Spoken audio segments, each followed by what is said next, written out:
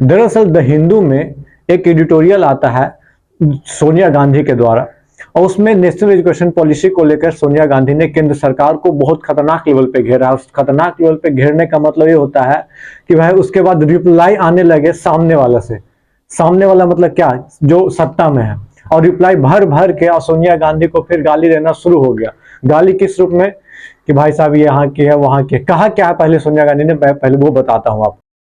The three C are haunting Indian education. Number one, centralization of power. Second, commercialization of education. And third, communalization of curriculum. बस यही तो बोलना था कि फिर मिर्ची लग गई भाई। उसके बाद डिफेंड में लोग आने लगे। कुछ लोग तो बोल रहे हैं कि क्रिश्चियन मिशनरी वाला एजुकेशन सिस्टम ला दिया जाए, ये वो। जैसे सेंट्रलाइजेशन ऑफ एजुकेशन सिस्टम पे चर्चा हुआ। कॉमर्शलाइजेशन, जैसे कि प्राइवेट स्कूल का ज़्यादा खुलना।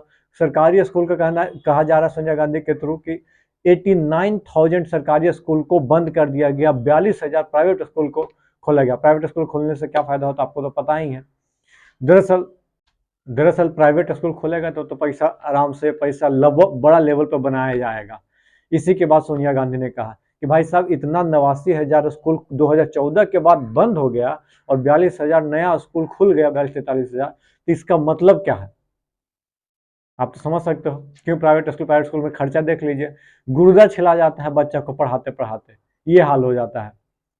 उसके बाद कहा जा रहा है कि जबरदस्ती जो है एजुकेशन पॉलिसी राज्य सरकार को सौंपा जा रहा है, लागू कराया जा रहा है जबरदस्ती। वो नहीं चाह रहे, उसके बावजूद ये हो गया। फिर उसके बाद कि सर्व शिक्षा फंड जो है रिलीज नहीं किया जा रहा है सरकार के द्वारा।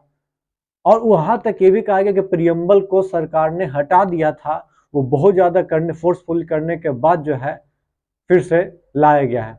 टेक्स्ट बुक में चेंज किया जा रहा है। महात्मा गांधी के एसोसिएशन को हटा दिया गया था, एसोसिएशन ऑफ महात्मा गांधी के, ये भी बात कही जा रही है। बहुत सारी बात जो सोनिया गांधी ने कही, उसके बाद तो भाई साहब होना ही था। उसके बाद और आपको बताते हैं, unilateral appointment of university vice chancellor के लेकर राहुल गांधी लगातार बहुत दिन से अटैक कर रहे हैं केंद्र सरकार को कि भाई किस तरह से वाइस चांसलर का अपॉइंटमेंट हो रहा है, किस तरह से आरएसएस के लोग वहां जाके बैठे हुए हैं।